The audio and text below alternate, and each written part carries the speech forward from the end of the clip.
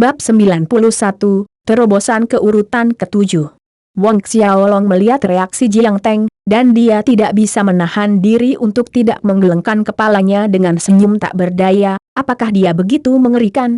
Mengabaikan Jiang Teng, Wang Xiaolong datang ke kursinya dan duduk. Meskipun Wang Xiaolong jarang menghadiri kelas di semester terakhir, tidak ada yang berani menempati tempatnya dan tetap dicadangkan. Xiaolong. Lilu sangat senang melihat Wang Xiaolong, dan dua lesung pipi yang indah muncul di wajahnya saat dia memanggil. Wang Xiaolong mengangguk sebagai salam. Lilu tampaknya telah kehilangan berat badan dalam 2 bulan ini, tetapi lesung pipi yang lucu di wajahnya tetap sama. Bahkan setelah lama Xiaolong duduk, Jiang Teng masih terlalu takut untuk kembali ke tempat duduknya sendiri sampai Xiong Meiki tiba. Melihat Wang Xiaolong di kelas, Xiong Meiki sedikit terkejut dan sedikit canggung. Selama kuliah di kelas, dia linglung dan sering berhenti di tengah kalimat, lupa apa yang dia katakan berkali-kali. Wang Xiaolong meninggalkan ruang kelas setelah satu pelajaran dan pergi ke perpustakaan. Karena dia mengetahui markas gerbang Asura berada di benua Star Cloud, dia ingin mencari lebih banyak informasi tentangnya. Hari berlalu dengan cepat sementara Wang Xiaolong menghabiskan waktu di perpustakaan. Saat Wang Xiaolong keluar, sudah tengah hari. Sudah lebih dari sebulan sejak tahun baru, tetapi sinar matahari lebih kuat dan hangat saat jatuh ke kulit. Kembali ke Tian Xuan Mansion, dia menganggap kedua lelaki kecil itu pergi bermain lagi karena tidak ada bayangan keduanya di sekitar mansion. Bahkan monyet tunggu kecil pun tidak ada. Monyet tunggu kecil akan lari ke hutan Silver Moon untuk membunuh binatang iblis dan memakan inti binatang mereka untuk budidaya, muncul di mansion dari waktu ke waktu.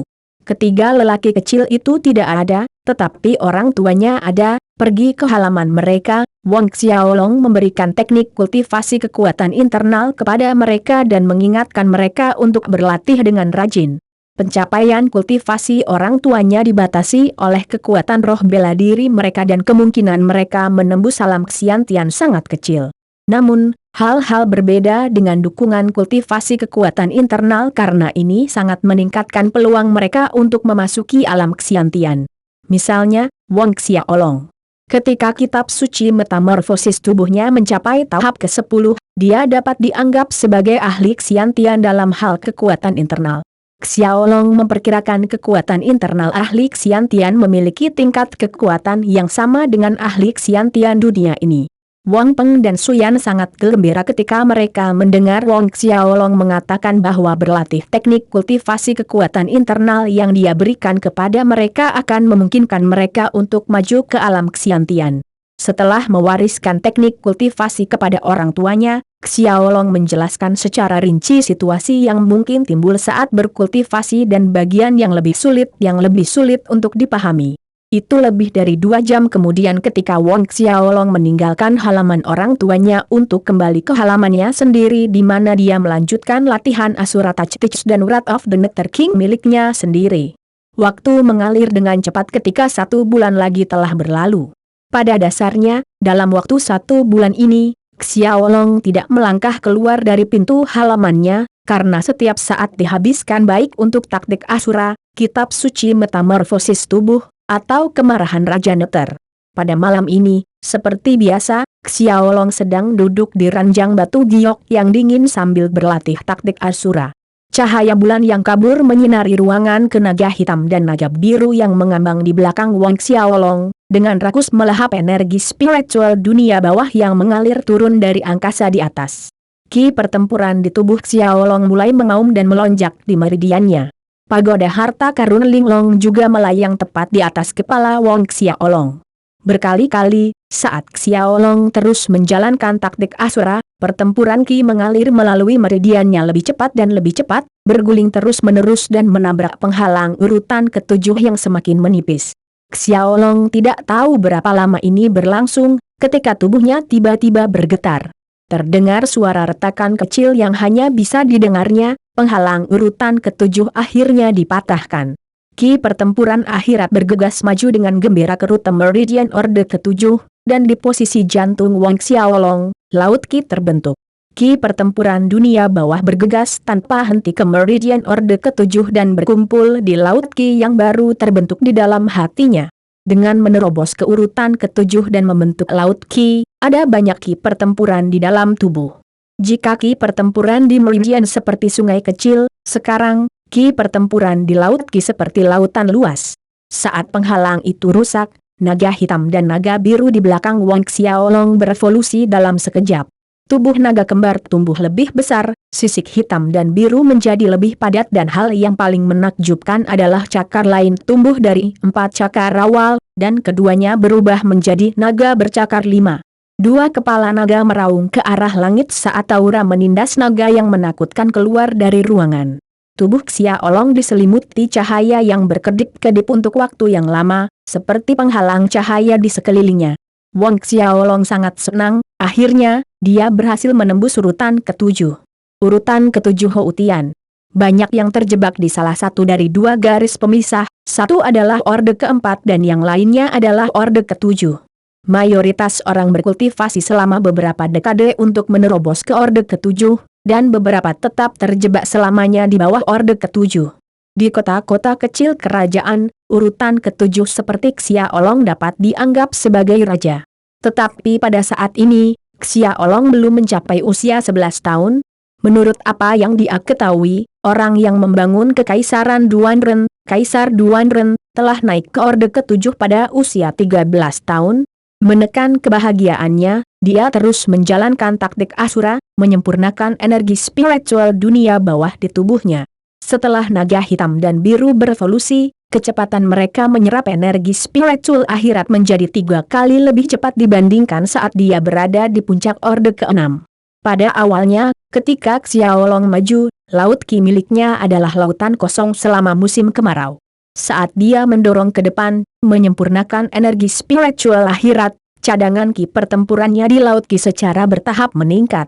Pada saat yang sama, ki pertempuran dunia bawah menyempurnakan otot, daging, tendon, dan kulitnya. Sebelum Orde ke-7, ki pertempuran tidak mampu memperkuat lapisan luar tubuh. Ini adalah sesuatu yang mungkin terjadi setelah seseorang menerobos ke urutan ke-7. Ketika sinar matahari pagi menghiasi bumi yang besar, Wang Xiaolong mengakhiri latihannya dan bangkit dari ranjang batu giok yang dingin. Dia berteriak keras ke arah langit untuk mengungkapkan kegembiraan di hatinya karena maju ke Orde ke-7. Setelah 1 malam latihan dan pertempuran ki, dia bisa merasakan perbedaan pada kulitnya. Ini adalah sesuatu yang baru, tidak hanya itu, semua otot dan bahkan dagingnya lebih kencang sementara uratnya menjadi lebih kuat. Dikatakan bahwa lapisan luar prajurit Orde ke-10 lebih kuat dari kulit sapi, otot lebih keras dari batu baja, tendon memiliki kekuatan ledakan pegas, terdengar sangat keras. Sudah menjadi urutan ke-7, aku ingin tahu seperti apa penampilanku setelah transformasi jiwa. Wang Xiaolong berpikir dan berjalan keluar dari kamarnya ke halaman. Memanggil kedua naga hitam dan biru, Wang Xiaolong memulai proses transformasi jiwa. Seketika, lampu hitam dan biru pecah dan menghilang dalam waktu kurang dari sedetik, menyelimuti tubuh Wang Xiaolong, memulai fusi. Itu dimulai dengan lengannya, lapisan tipis sisik naga menutupi kulit Wang Xiaolong, di tangan kirinya ada sisik naga berwarna hitam, dan di tangan kanannya ada sisik naga berwarna biru berkilauan, menyebar ke seluruh tubuhnya kecuali di area wajah.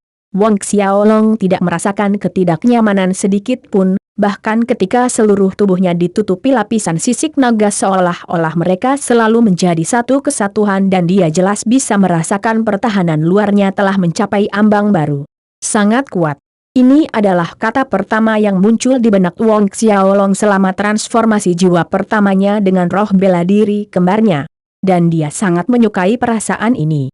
Setelah transformasi jiwa, kedua kepala naga itu tampak seperti bertato di punggungnya, memancarkan aura yang agung. Pada saat yang sama, ada perubahan pada murid Xiaolong, mata kirinya seluruhnya hitam dan pupil kanannya berwarna biru. Tinju Wang Xiaolong tiba-tiba menyerang, dan angin siulan terdengar saat melintasi ruang dengan cepat dan hasilnya adalah gunung palsu yang hancur belasan meter jauhnya, meninggalkan tumpukan pecahan batu dan kerikil kecil. Catatan, tidak ada pelajaran sejarah dinasti kekaisaran di sini, tetapi ada perbedaan pangkat presise menurut jumlah cakar yang disulam naga pada jubah. Jubah naga kaisar adalah naga bercakar 5, menunjukkan status yang lebih mulia, di mana busana istana untuk pangeran, atau Wang Ye, memiliki naga bercakar 4. Bab 92, membuka lapisan pertama pagoda harta karun Linglong. Sesaat kemudian, Xiaolong membatalkan transformasi jiwa.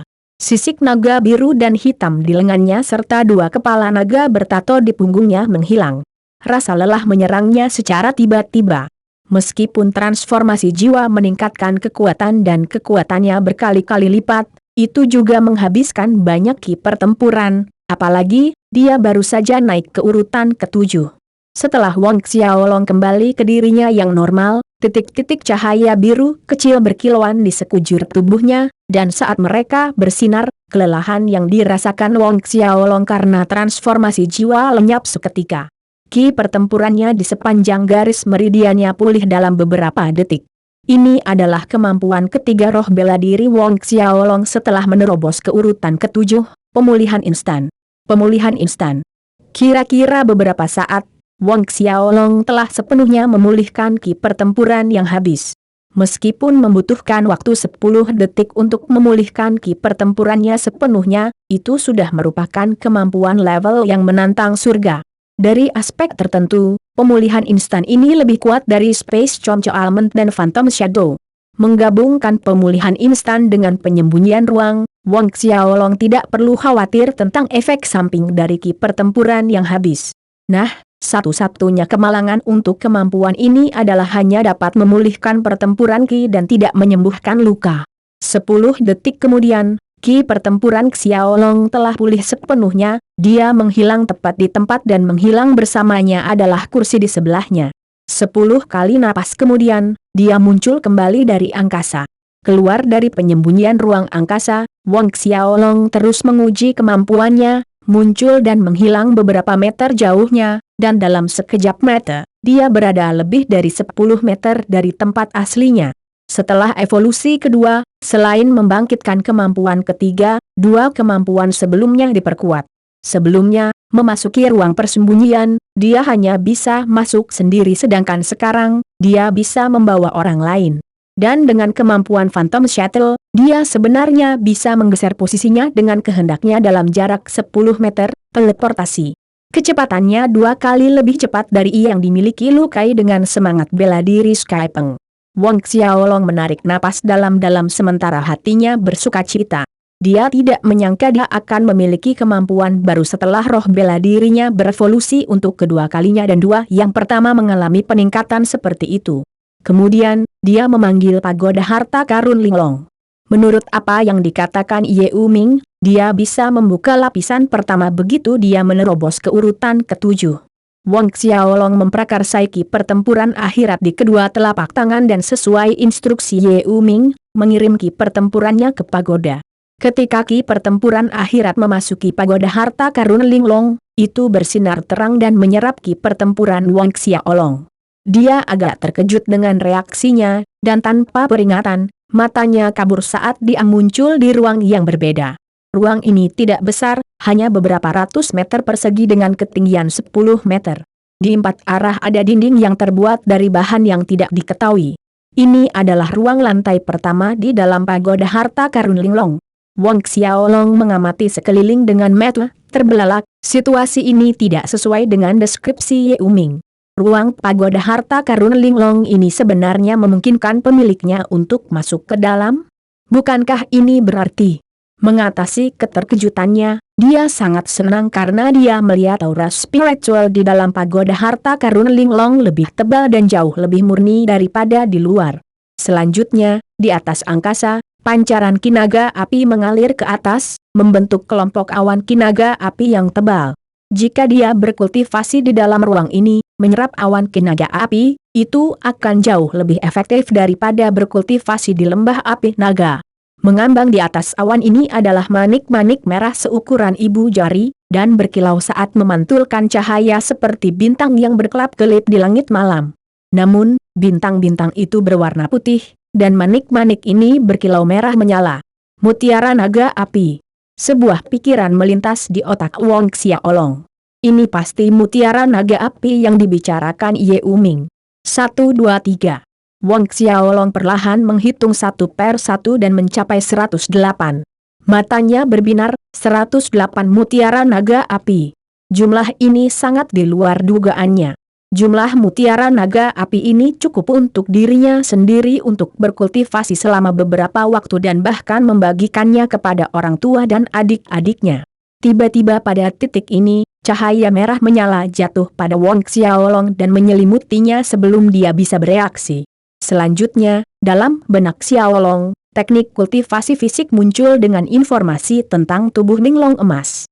Tubuh Ninglong emas memiliki total 9 lapisan dan setiap lapisan membawa efek mistis, dan ketika seseorang mencapai lapisan ke-9 untuk mencapai tubuh harta karun Linglong, tubuh orang tersebut akan sekuat pagoda harta karun Linglong, hampir tak terkalahkan. Wong Xiaolong mengulangi mantra itu sekali dalam pikirannya dan beberapa detik kemudian, dia duduk bersila dan mulai berlatih. Dalam sekejap mata, lapisan cahaya keemasan merah menyala yang mirip dengan pagoda harta karun Linglong meledak dari tubuh Wong Xiaolong. Beberapa jam kemudian, Wong Xiaolong akhirnya berhenti. Selama beberapa jam latihan ini, Wong Xiaolong mengamati bahwa ada kekuatan mistis yang memperkuat otot, tulang, tendon, dan permukaan kulitnya, meningkatkan pertahanannya secara keseluruhan. Setelah menghentikan latihannya, Wong Xiaolong mengalihkan perhatiannya ke mutiara merah berkilauan yang tergantung di atas awan merah tebal. Dengan pikiran, tangan kanannya memindahkan salah satu mutiara naga api. Di telapak tangannya, mutiara naga api terasa sedikit panas, seperti mutiara api yang terbakar pada suhu 50 hingga 60 derajat Celcius. Hang Xiaolong membuka mulutnya dan melemparkan mutiara merah api ke mulutnya saat mutiara naga api mencapai perutnya, itu berubah menjadi aliran energi panas yang mengalir ke setiap sudut tubuhnya. Merasakan ini, Xiaolong dengan cepat menjadi tenang kembali dan menjalankan taktik Asura untuk menyempurnakan aliran energi panas. Ki pertempuran akhirat di meridiannya menjadi aktif, melonjak dan menabrak sepanjang waktu sementara warna abu-abu gelap mulai berubah perlahan menjadi abu-abu muda. Proses hal yang sama muncul lagi, seperti saat dia berkultivasi di Dragon Flame Valley. Kotoran hitam bercampur darah membentuk lapisan di atas kulitnya, dan kotoran ini tersembunyi jauh di dalam tubuhnya, bukan yang normal. Beberapa jam lagi berlalu. Lapisan darah yang mengeras dan kotoran menutupi Wong Xiaolong. Suatu hari berlalu dan lapisan kotoran terlepas saat lapisan baru limbah tersingkir lagi, dan proses itu berulang lagi. Setelah 5 hari, itu berhenti. Wong Xiaolong membutuhkan waktu 1 hari untuk sepenuhnya memurnikan satu mutiara naga api dan setiap kali dia menyelesaikan satu, dia akan mengambil mutiara lain dari awan sambil terus menelan dan berkultivasi. Dalam waktu 10 hari, dia telah memurnikan 10 mutiara naga api. Dia berhenti ketika dia menyelesaikan ratna ke-10 dan berdiri, merasa sangat rileks dan nyaman dari ujung kepala sampai ujung kaki, mirip dengan membuang beban 100 jin. 10 hari latihan menghasilkan kekuatan Wong Xiaolong meningkat lagi, mendekati puncak orde ke-7 awal. Menurut perkiraan Xiaolong, jika dia terus tinggal dan berlatih di ruang pagoda harta karun Linglong sambil menelan mutiara naga api, dalam waktu 2 minggu lagi, dia bisa mencapai puncak orde ke-7 awal, dan diberikan waktu 2 bulan, pertengahan urutan ke-7. Namun, dengan kecepatan kultivasi ini, bahkan jika dia memonopoli 108 mutiara naga api, itu hanya bisa bertahan 3-4 bulan. Itu, dan kecepatan pagoda harta karun Linglong memadatkan satu mutiara, bahkan 10 hari tidak cukup untuk menyelesaikan satu mutiara. Jadi, Wong Xiaolong harus memikirkan metode yang akan mempercepat prosesnya. Bab 93, Tes Kemajuan Kelas. Wong Xiaolong menatap serasah mutiara naga api dan sebuah pikiran tiba-tiba terlintas di benaknya. Dia mengeluarkan buah sikas dari cincin Asura.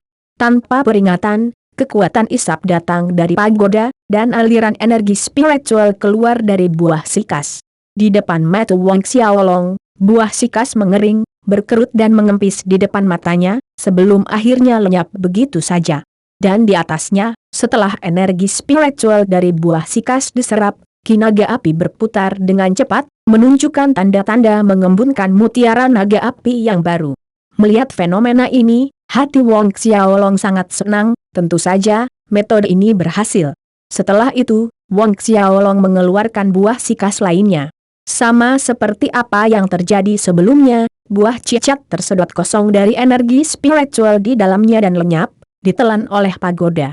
Wong Xiaolong terus mengeluarkan satu demi satu buah sikas, dan setelah jumlahnya melampaui 10, mutiara naga api baru berhasil dibentuk, tergantung di atas awan. Menatap mutiara naga api yang baru kental, Wong Xiaolong merasa ingin menangis.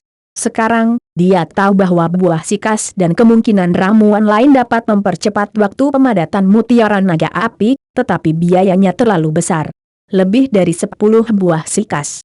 Xiaolong hanya memiliki kurang dari 20 buah sikas yang tersisa di cincin asura spasialnya.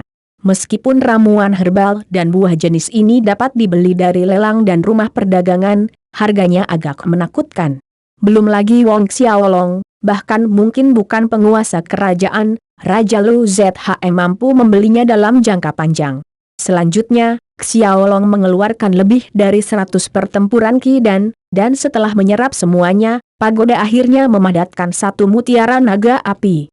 Lebih dari 100 pertempuran ki dan setara dengan satu mutiara naga api, jumlah ini kurang lebih sama dengan 10 buah sikas. Aku ingin tahu apakah inti binatang iblis memiliki efek. Tiba-tiba, Wong Xiaolong memikirkan kemungkinan dan bertanya-tanya pada dirinya sendiri. Namun, tidak ada inti binatang buas di cincinnya. Beberapa saat kemudian, Wong Xiaolong keluar dari ruang pagoda harta karun Linglong dan menuju ke aula utama. Memanggil Fei Hao, dia memberi Fei Hao 100.000 koin emas yang menugaskannya untuk membeli inti binatang buas dari rumah lelang dan perdagangan. Meskipun Fei Hao bingung dengan permintaan Wong Xiaolong untuk membeli begitu banyak inti binatang, dia tidak berani bertanya terlalu banyak. Kira-kira 1 jam kemudian Fei Hao kembali ke mansion dan sesuai perintah Wong Xiaolong, dia mendapatkan lebih dari 40 keping inti binatang tahap 7. Wong Xiaolong menantikan untuk menguji teorinya. Setelah dia mendapatkan barang-barang dari Fei Hao, Wong Xiaolong bergegas kembali ke kamarnya dan memasuki ruang pagoda harta karun Linglong, mengambil semua inti binatang tahap 7. Seperti yang diduga Wong Xiaolong sebelumnya, pagoda juga bisa menyerap energi iblis yang keras di dalam inti binatang, dan segera, ruang pagoda telah menyedot semua energi dari 40 lebih inti binatang yang dibawa Fei Hao kembali. Inti binatang buas ini berubah menjadi abu-abu kusam, dan menghilang. Dan ruang yang telah menyerap lebih dari 40 energi inti binatang iblis dan memadatkan 2 mutiara naga api baru. Melihat hasil ini, Xiaolong menghela napas lega. Hasil ini masih dapat diterima olehnya, kurang dari 50 inti binatang dengan imbalan 2 mutiara naga api, yang berarti 50.000 koin emas untuk 1 mutiara naga api. Ini jauh lebih hemat biaya daripada menggunakan buah cicat atau spirit dance. Tetap saja, 50.000 koin emas bukanlah jumlah yang kecil, dan dia memutuskan untuk memasuki hutan Silver Moon sendiri untuk berburu binatang iblis tingkat 7. Dan kali ini, durasi yang dihabiskan di dalam hutan bulan perak akan lebih lama dari yang terakhir kali. Wong Xiaolong memutuskan sebelum dia menuju ke hutan bulan perak untuk membunuh binatang iblis, dia akan melakukan perjalanan ke akademi terlebih dahulu. Dia ingin meminta tes peningkatan kelas ke kelas tahun kedua sejak dia melakukan terobosan ke Orde ke-7. Keesokan paginya, Wong Xiaolong datang ke Cosmic Star Academy dan langsung pergi ke kamar kepala sekolah. Sebenarnya masalah kenaikan kelas biasanya menjadi urusan guru kelas, namun saat disetujui, sudah 6 bulan berlalu, jika dia melewati San Zeng atau Xiong Chu secara langsung, itu akan menghemat banyak waktu dan masalah. Ketika Wong Xiaolong tiba di kamar kepala sekolah, secara kebetulan, San Zeng dan Xiong Chu ada di dalam. Keduanya sedikit terkejut melihat Wong Xiaolong, lalu keduanya berdiri dengan wajah tersenyum. Xiaolong, kenapa kamu punya waktu luang untuk datang dan mencari kami 2 orang tua? San Zeng menyeringai dan bertanya, apakah Anda menemukan beberapa masalah dalam latihan Anda? Xiong Chu juga tersenyum, apapun masalahmu, santai saja dan beritahu kami. Mereka berdua mengira kunjungan mendadak Wang Xiaolong adalah karena dia menemukan masalah kultivasi. Karena itu, dia datang untuk meminta bimbingan mereka. Wang Xiaolong menggelengkan kepalanya, mengklarifikasi, saya datang karena saya ingin meminta tes kenaikan kelas. Permintaan untuk tes peningkatan kelas tahun kedua. Kedua orang tua itu melongo sejenak, San Zeng dan Xiao Chu bertukar pandang, menghasilkan 4 mata membelalak saling menatap dengan kaget. Kamu mengatakan kamu telah menembus ke urutan ke-7, tanda seru. San Zeng berseru, belum setengah tahun berlalu sejak kompetisi akademi berakhir, bahkan jika Wang Xiaolong telah mengambil Xing Yao dan Qi Xidan, mustahil baginya untuk maju dalam waktu sesingkat itu. Menurut perkiraan rahasia mereka, Wang Xiaolong membutuhkan setidaknya 1 tahun untuk melakukannya. Xiao Chu juga memiliki ekspresi yang tak terbayangkan di wajahnya saat dia menatap Xiaolong. Wang Xiaolong mengangguk, menegaskan kembali apa yang baru saja dia katakan, itu benar. Dan dia melepaskan energi ki pertempurannya keluar. Perintah ke-7.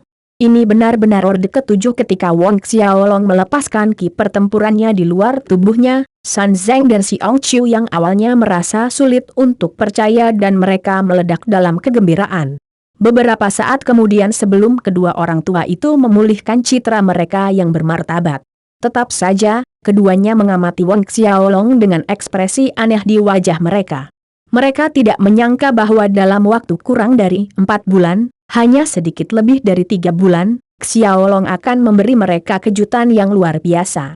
Jika ini adalah kecepatan kultivasi Wang Xiaolong, dia mungkin bisa memenangkan juara umum akademi sebelum waktu 10 tahun dan mewakili Akademi Bintang Kosmik dalam pertempuran kota Kekaisaran Duanren. Kalau begitu, permintaanku untuk ujian lanjutan kelas? Melihat San Zeng dan Xiao Chu hanya berdiri di sana dan menatapnya tanpa jawaban, alis Wang Xiaolong berkerut dan mendorong mereka. Mendengar Wang Xiaolong berbicara, San Zeng dan Xiao Chu menyadari kesalahan mereka, tersadar. Xiaolong, aku tidak menyangka kamu akan menerobos orde ke-7 secepat ini. San Zeng tersenyum seolah musim semi telah tiba saat dia memandang Wang Xiaolong. Permintaanmu untuk tes kenaikan kelas, kami setujui. Mari kita lakukan dengan cara ini, besok, kelas 6 tahun kedua akan mendekati perbatasan untuk membunuh beberapa bandit, Anda mengikuti kelas 6 tahun kedua. Selama kamu bisa membunuh 10 bandit, kamu lulus ujian. Pangeran Luka juga meminta tes kenaikan kelas 2 hari yang lalu. Pada saat ini, Xiao Chu memberitahu Wang Xiaolong, besok, seperti kamu, dia akan bergabung dengan kelas 6 tahun kedua untuk membunuh bandit di perbatasan kerajaan. Lukai juga pergi? Wang Xiaolong terkejut dengan berita itu, tetapi dia hanya mengangguk dan mengucapkan selamat tinggal kepada kedua orang tua itu. Setelah Wang Xiaolong meninggalkan kamar San Zeng, mereka mengirim Wang Xiaolong keluar secara pribadi, memperhatikan punggung Wang Xiaolong saat dia berjalan pergi sampai dia menghilang dari pandangan. Apakah keduanya memalingkan muka? Sekarang, aku akan dengan penuh semangat mengantisipasi apa yang akan dicapai si kecil dalam 10 tahun, seru San Zeng. Xiao Chu setuju, mungkin 100 tahun kemudian, Akademi Bintang Kosmik kita akan membutuhkan perawatan si kecil ini. San Zeng mengangguk, memikirkan masalah ini dengan serius. Wang Xiaolong langsung menuju kembali ke Tian Xuan Mansion, tidak repot-repot menghadiri kelas setelah dia meninggalkan kamar kepala sekolah. Memasuki ruang pagoda harta karun Linglong, dia terus berlatih menggunakan mutiara naga api. 1 hari berlalu. Pada pagi kedua, Xiaolong sekali lagi datang ke akademi dan menunggu di alun-alun.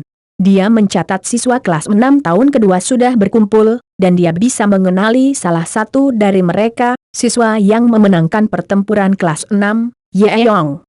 Ye Yong adalah salah satu orang yang memasuki Dragon Flame Valley. Bab 94, Kota Kecil yang Aneh. Saat Wang Xiaolong berjalan menuju kelompok itu, semua siswa menoleh, melihat ke arahnya dengan emosi kompleks yang terlihat jelas di mata mereka. Lagi pula, Wang Xiaolong telah maju ke urutan ke-7 dan meminta tes peningkatan kelas. Kemarin, tidak lama setelah Wang Xiaolong kembali ke Tian Xuan Mansion, berita telah menyebar ke seluruh Akademi Bintang Kosmik. Sekali lagi, Wang Xiaolong telah menjadi pusat perhatian di Cosmic Star Academy. Yeong berjalan keluar dari kelompok siswa menuju Wang Xiaolong, dan tertawa ketika dia datang sebelum Wang Xiaolong. Xiaolong, aku tidak menyangka sejak kita terakhir bertemu, bahkan belum 3 bulan berlalu dan kamu sudah menembus ke ketujuh. Memesan. Saya beruntung, kata Wang Xiaolong. Beruntung? Yeong menggelengkan kepalanya. Jika beruntung dapat memungkinkan seseorang untuk maju ke orde ketujuh, maka mayoritas orang di dunia roh bela diri tidak akan terjebak di orde keempat, orde kelima, atau orde keenam seumur hidup mereka. Menerobos ke urutan ketujuh membutuhkan lebih dari sekadar keberuntungan. Saat ini, dari jarak yang cukup jauh, Lu Kai tiba, ditemani oleh tim penjaga istana. Sesampainya di alun-alun, Lu Kai tidak merasa aneh melihat kehadiran Xiaolong. Rupanya, dia juga telah mendengar tentang terobosan Wang Xiaolong dan permintaan penilaiannya. Melihat Wang Xiaolong, Lu Kai merasa rumit. Setelah keduanya lulus ujian peningkatan kelas ini, mereka akan dipromosikan ke kelas 6 tahun kedua, menjadi teman sekelas. Ayo berkompetisi lagi dalam penilaian ini. Bagaimana menurutmu? Lu Kai memandang Wang Xiaolong, dan memberi umpan, taruhan 300.000 koin emas. 300.000? Baiklah, apa yang kita lawan? Seseorang ingin memberinya 300.000 koin emas, jadi tentu saja Wang Xiaolong tidak akan menolak. Karena penilaian kali ini adalah untuk membunuh bandit, maka kita akan bersaing dan melihat siapa yang paling banyak membunuh bandit, Lu Kai berkata dengan suara cemberut. Dia kalah dari Wang Xiaolong selama kompetisi akademi, namun, membunuh bandit tidak hanya mengandalkan kekuatan, dan Lu Kai tidak berpikir dia akan kalah dari Xiaolong dalam membunuh lebih banyak bandit. Wang Xiaolong mengangguk, menandakan dia setuju dengan usulan Lu Kai. Tak lama setelah itu, semua siswa berkumpul dan guru kelas 6 tahun kedua juga seorang guru wanita cantik bernama Chen Feirong. Chen Feirong adalah tipe yang berbeda dibandingkan dengan Xiao Meiki, sementara yang terakhir dingin dengan sikap arogan. Chen Feirong seperti bunga bakung putih yang segar dan lembut. Setiap gerakannya lembut dan senyum menghiasi wajahnya saat dia berbicara, memberikan perasaan tenang. Kali ini, tugas membunuh bandit di dekat perbatasan dipimpin olehnya. Chen Feirong tersenyum pada Wang Xiaolong dan Lu Kai ketika dia datang ke alun-alun. Baik Wang Xiaolong dan Lu Kai adalah selebriti akademi, dan tentu saja dia bisa mengenali keduanya. Kemarin, kepala sekolah San Zheng dan Xiong Chu memanggilnya ke kamar kepala sekolah dan dengan wajah datar dan muram, mereka menekankan bahwa apapun yang terjadi, dia harus memastikan keamanan Wang Xiaolong dan Lu Kai selama perjalanan ini. Dan karena alasan ini, selain dia yang memimpin tim, ada 2 guru orde ke-10 lainnya yang menemani mereka. Karena semua orang ada di sini, ayo pergi. Perintah Chen Feirong. Lebih dari 1 jam kemudian, kelompok itu telah meninggalkan area Royal City, menuju ke arah salah satu area perbatasan. Setengah bulan telah berlalu. Semua orang waspada. Kota-kota kecil di daerah ini sering menjadi tempat munculnya para bandit. Meskipun kekuatan bandit ini tidak terlalu tinggi, mereka selalu keluar dalam jumlah besar yang mengumpulkan hampir 100 orang sekaligus dan mereka sangat kejam. Ketika Anda menemukan mereka, Anda semua tidak boleh menunjukkan belas kasihan. Berdiri di depan pintu masuk kota kecil yang sunyi, Chen Feirong mengingatkan para siswa akan peringatan ini. Setelah melakukan perjalanan selama 2 minggu, mereka akhirnya mencapai titik tujuan, persimpangan antara kerajaan Luotong dan kerajaan Baolong. Menurut Chen Feirong, bandit ini berasal dari kerajaan Baolong, menyelinap melewati patroli tentara kerajaan Luotong ke kota perbatasan kerajaan Luotong, membunuh, merampok, dan menculik orang. Begitu para bandit ini merampok suatu tempat, mereka akan segera mundur kembali ke wilayah kerajaan Baolong, menyebabkan sakit kepala yang luar biasa bagi para prajurit perbatasan. Setelah Chen Feirong memperingatkan para siswa, dia membawa mereka ke kota kecil yang tampak sepi. Di kota kecil yang tenang, jalan-jalan kosong bahkan tanpa bayangan manusia, pintu setiap toko dan rumah ditutup rapat saat kesunyian mencekam di benak para siswa. Kadang-kadang, asap hitam terlihat mengepul dari beberapa bangunan acak. Beberapa saat kemudian, Chen Feirong membagi siswa menjadi 3 tim yang dipimpin olehnya dan 2 guru lainnya. Setiap kelompok memiliki kira-kira 20 siswa. Setiap tim akan bertindak secara terpisah dan berkumpul kembali di pintu masuk kota. Kelompok manapun yang menemukan bandit harus melepaskan sinyal untuk memberitahu yang lain tentang posisi mereka. Baik Lu Kai dan Wang Xiaolong diatur ke dalam tim yang sama yang dipimpin oleh Chen Feirong. Para siswa mengikuti Chen Feirong dari belakang saat mereka terus berjalan di sepanjang jalan. 1 jam kemudian, mereka masih belum melihat bandit apapun. Seluruh kota diselimuti atmosfer kehancuran, keputusasaan, dan sesuatu yang lain, sesuatu yang aneh. Aneh, kemana orang-orang di kota kecil ini pergi? Mengapa kita tidak dapat menemukan satu orang pun? Ye Eong yang berada di tim yang sama dengan Wang Xiaolong mengerutkan kening dan bertanya dengan lantang. Mungkinkah semua orang mati? Jika demikian, di mana mayatnya? Lu Kai menyela. Tidak hanya ada orang, tidak ada mayat juga. Tidak ada jejak pertempuran atau cipratan darah, seolah-olah semua orang di kota kecil itu menghilang begitu saja. Alis Wang Xiaolong berkerut. Namun, kelompok itu terus maju, dan ketika tim datang ke sisi utara kota kecil itu, tiba-tiba Xiaolong berhenti. Ini? Bau darah. Ya, ini bau darah. Bau darah sangat ringan, tapi Wang Xiaolong bisa menciumnya dengan jelas dan dia tidak salah dalam penilaiannya. Sejak dia menerobos ke urutan ke-7 dan roh bela dirinya berevolusi untuk kedua kalinya, kemampuan pendengaran dan indera penciumannya telah meningkat secara eksponensial. Lu Kai dan Ye Yang memperhatikan reaksi tiba-tiba Wang Xiaolong dan ragu di hati mereka. Dan pada titik ini, tanpa peringatan, siluet Wang Xiaolong melesat ke depan, mengejutkan anggota tim lainnya. Wang Xiaolong! Chen Feirong berteriak. Dia, Lu Kai, dan semua orang juga mempercepat. Tidak lama setelah sprint tiba-tiba Wang Xiaolong, di depan di jalan yang sama, dia melihat 2 pria paruh baya dengan pakaian aneh. Kedua pria paruh baya itu mendongak ketika mereka melihat Wang Xiaolong serta Chen Feirong, dan 20 orang di belakang dan mereka panik. Berbalik, mereka ingin lari. Sebelumnya, Chen Feirong telah menjelaskan ciri-ciri pakaian para bandit kepada mereka. Dari cara kedua pria paruh baya ini berpakaian dan mundur dengan tergesa-gesa, tidak diragukan lagi mereka adalah bagian dari bandit kerajaan Baolong yang datang melintasi perbatasan. Ingin melarikan diri. Menyaksikan tindakan mereka, Wang Xiaolong menyeringai dingin. Dalam sekejap, kemampuan Phantom Shadow roh bela dirinya dimulai, dan dalam sekejap, dia telah melewati jarak 10 meter antara dia dan kedua pria itu. Dekat dengannya, Wang Xiaolong mengayunkan pedangnya, dan cahaya dingin dan tajam menembus salah satu tenggorokan pria itu. Wang Xiaolong juga meninju pria itu, membuatnya terbang, tetapi membuatnya tetap hidup. Wang Xiaolong datang ke tempat pria itu mendarat, dan suaranya dipenuhi saat dia menanyainya, bicara. Di mana orang-orang kota? Pria paruh baya itu sangat ketakutan dan dia berteriak, jangan bunuh aku. Aku akan bicara. Orang-orang kota digiring ke alun-alun di depan dia menunjuk ke arah depan. Namun, saat dia selesai berbicara, Wang Xiaolong mengarahkan jari ke dahinya, dan itu menembus pelipis. Siluet Wang Xiaolong melintas lagi ke arah yang ditunjuk pria itu. Dan pada titik ini, Chen Feirong dan para siswa tiba dan melihat 2 tubuh tak bernyawa, dia memerintahkan kepada Ye Yang, cepat, lepaskan sinyal untuk memberitahu 2 tim lainnya.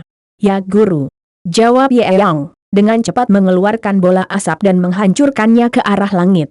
Dalam waktu kurang dari 1 detik, cahaya berwarna biru melesat ke langit. Beberapa saat kemudian, Wang Xiaolong bergegas ke alun-alun tersebut dan tiba di depan ruang terbuka yang dapat menampung beberapa ribu orang, dan mayat berserakan di mana-mana. Beberapa dari tubuh ini memiliki 4 anggota badan yang dipotong, beberapa tanpa kepala, dan beberapa ususnya digali. Tubuh-tubuh ini dulunya adalah orang-orang kota. Bau darah mengental di udara. Dan di alun-alun, beberapa ratus bandit mencengkeram pisau tajam di tengah pembantaian penduduk kota. Ratapan sedih bergema di alun-alun. Kelompok bandit ini sebenarnya berjumlah hampir 300. Babak 95, Keluarga Martial Ning. Xiaolong bergegas ke alun-alun dan melihat adegan berdarah ini, kemarahan yang kuat meletus di dalam hatinya, dan kedua tinjunya mengepal erat saat niat membunuh yang tajam keluar dari matanya. Selanjutnya, Chen Feirong, Lu Kai, Ye Yang, dan siswa lainnya tiba di alun-alun, dan semuanya sama-sama marah pada gambar di depan mereka. Ketika kelompok besar itu tiba, para bandit di sisi lain yang tenggelam dalam kegembiraan pembantaian tiba-tiba berhenti dan berbalik dan melihat ke arah para tamu baru. Akademi Bintang Kosmik? Seorang bandit paruh baya yang mengenakan topi hitam memanjang menutupi separuh wajahnya berjalan keluar dari kelompok, matanya menyapu ke sisi lain dan ketika pandangannya tertuju pada tubuh montok Chen Feirong, bandit paruh baya itu tertawa kecil. Aku baru saja mengatakan tidak ada satu wanita yang baik di kota kecil ini, namun aku tidak menyangka mereka akan melakukannya. Kirim satu ke sini sekarang saudaraku, setelah ini kita bisa bersenang-senang. Setelah aku selesai, giliranmu. Terima kasih, kepala. Dalam sekejap, sorakan gembira pecah dari 300 lebih bandit. Wajah lembut Chen Feirong marah, berubah menjadi hijau dan merah, dan matanya yang indah melotot ke sisi lain. Melihat ini, pria paruh baya kepala bandit yang mengenakan topi hitam memanjang tersenyum lebih lebar. Pelacur kecil, sebentar lagi, kami saudara pasti akan menyenangkanmu, jangan terlihat cemas. Selesai mengatakan itu, dua tangan melambai dan 300 lebih bandit menyebar dan mengepung 20 orang kecil di tengah. Tatapan dingin Wong Xiaolong menyapu para bandit di sekitarnya. Pada saat ini, suara dingin kepala bandit terdengar, biarkan para wanita hidup, bunuh semua pria. Seperti yang diinstruksikan pihak lain, siluet Wong Xiaolong bergerak pada saat yang sama sambil mencengkeram pedang Asura di tangannya. Jeritan terdengar dari sisi berlawanan dengan ayunan pedangnya. Dan Lu Kai, Ye Yong, serta yang lainnya juga mulai menyerang. Chen Feirong membunuh beberapa bandit yang menyerbu dengan cetakan tangan, dia melompat dan telapak tangannya bertujuan untuk menyerang kepala bandit. Melihat Chen Feirong mendatanginya, kepala bandit mencibir, salah satu tangannya memberi isyarat kepada kroni-kroninya, tangkap pelacur kecil itu, ingat, jangan sakiti dia. Kalau tidak, aku tidak akan bisa bermain sepuasnya nanti. Para kroni bandit mengenalinya dengan suara keras dan mengerumuni Chen Feirong. Meskipun Chen Feirong adalah prajurit Orde ke-9, Orde ke-9 akhir pada saat itu, jumlah bandit yang mengepungnya terlalu banyak meskipun tidak ada prajurit Orde ke-9 di antara mereka. Kebanyakan dari mereka adalah dari Orde ke-7 dan beberapa prajurit Orde ke-8. Bandit Orde ke-8 ini menyerang Chen Feirong bersama-sama, membuatnya bingung. Chen Feirong memiliki ekspresi jelek di wajahnya yang halus karena dia tidak menyangka akan bertemu dengan sekelompok besar bandit yang memiliki kekuatan seperti itu. Dalam insiden sebelumnya, bandit semacam ini yang melintasi perbatasan dari kerajaan Baolong terdiri dari tidak lebih dari 100 orang dan paling banyak, mungkin 1 atau 2 Orde ke-8. Kadang-kadang, bahkan bandit Orde ke-7 pun langka dan kekuatan rata-rata hanya Orde ke-6. Siluetnya mengelak dengan cepat seperti awan mengambang, menghindari serangan selusin bandit 8 Order. Melihat sekilas ke sekeliling, dia melihat Lu Kai dan Ye Yang. Faktanya, semua siswa dikepung oleh sejumlah besar bandit, dan masing-masing dari mereka berada dalam situasi yang sangat berbahaya. Tetapi ketika matanya menemukan Wong Xiaolong, dia tercengang saat melihat bayangan Wong Xiaolong berkedip-kedip secara acak di antara para bandit sambil mengayunkan sepasang pedang yang tampak dingin. Dengan setiap ayunan, pasti akan ada 2 bandit yang berteriak dan jatuh ke tanah, dan setiap serangan menargetkan titik vital, merenggut nyawa tanpa memerlukan serangan kedua. Tidak terkecuali, bahkan jika lawannya adalah bandit pertengahan atau akhir Orde ke-7. Kecepatan Wong Xiaolong telah mencapai tingkat yang membuat orang tercengang. Chen Feirong menatap Wong Xiaolong dengan mata terbelalak dengan keterkejutan yang tak terkatakan di hatinya. Dia tahu kecepatan Wong Xiaolong jauh melampaui puncak rata-rata Orde ke-7.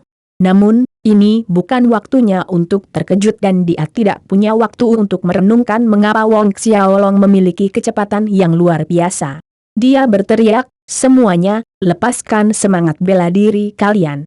Jangan sia-siakan dan tunggu selama 5 menit lagi. Tunggu 5 menit dan 2 tim lainnya akan tiba, 5 menit dan mereka akan aman. Perintah Chen Feirong bergema dan para siswa termasuk Lu Kai dan Ye Yang memanggil roh dan jiwa bela diri mereka berubah tanpa penundaan. Namun, bandit di sekitarnya mengikuti tindakan mereka, memanggil roh bela diri dan jiwa mereka berubah. Kepala bandit mencibir saat dia berdiri di satu sisi menonton adegan itu, dan kemudian, pandangannya terfokus pada Wong Xiaolong. Dia telah memperhatikan situasi di sekitar Wong Xiaolong, menyaksikan bandit jatuh satu per satu di bawah pedang Wong Xiaolong, dan cahaya kejam yang tajam bersinar di matanya.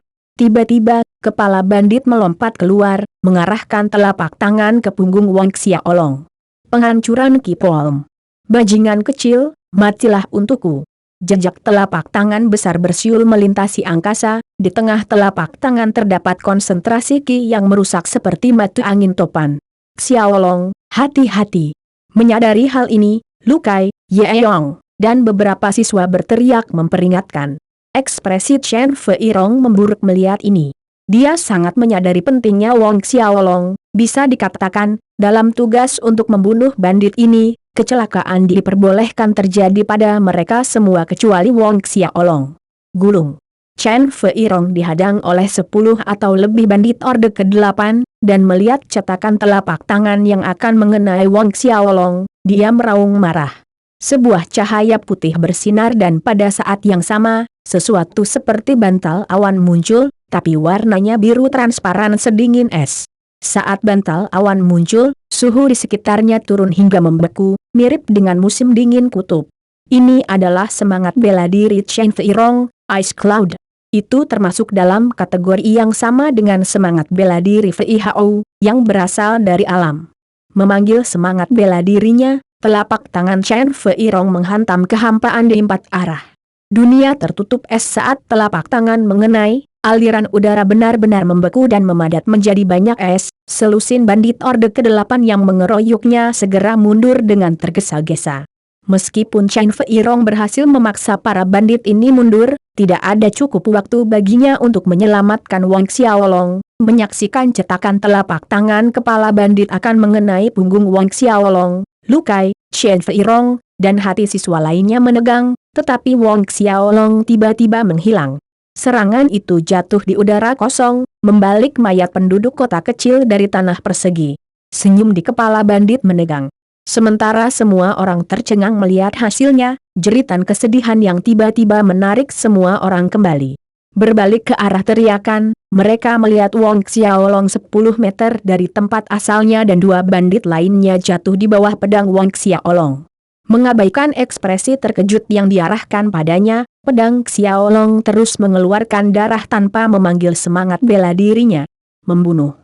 Bunuh bajingan itu. Setelah beberapa bandit lagi mati, kepala bandit akhirnya mendapatkan kembali fokusnya, dan wajahnya jelek saat dia menuding Wong Xiaolong sambil menggumamkan perintahnya. Dia melintas dan menghilang, sekali lagi menargetkan Wong Xiaolong dengan serangan telapak tangan kedua.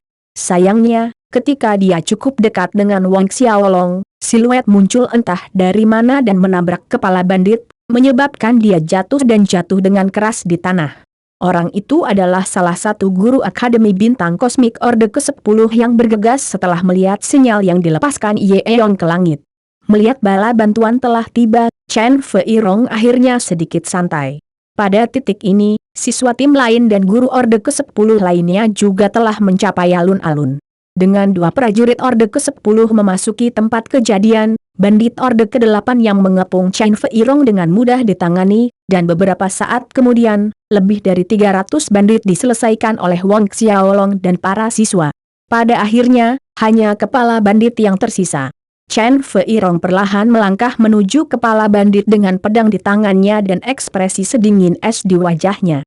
Saya dari keluarga Martial Ning Kerajaan Baolong dan kakak laki-laki saya adalah patriark keluarga Martial Ning, pelacur kecil, kamu berani membunuhku? Kepala bandit melolong ketika dia melihat Chen Feirong datang ke arahnya dengan pedang di tangan. Keluarga Martial Ning.